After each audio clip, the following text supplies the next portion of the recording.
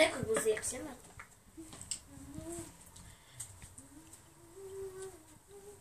Ko jūs tagad darīt? Taisam frizūras. Puniem. Krāsojat matus? Nē, vienkārši taisam frizūras. Kāpēc smaržo pēc matu krāsojumā? Vienkārši tās ir šitās putas. Ievē viņas vairāk nevajag? Jā. Nē, nevajag. Nevajag. O, kas tās nav? Tās bērniem domāts ir? Nē, piekošajiem, bet Ieva vairs to nelieto. Aha. Okay. Jo bērni viņas sāk lietot tagad, ja?